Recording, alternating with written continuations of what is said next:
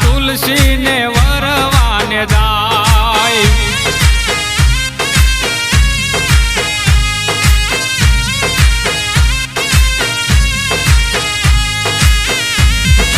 હે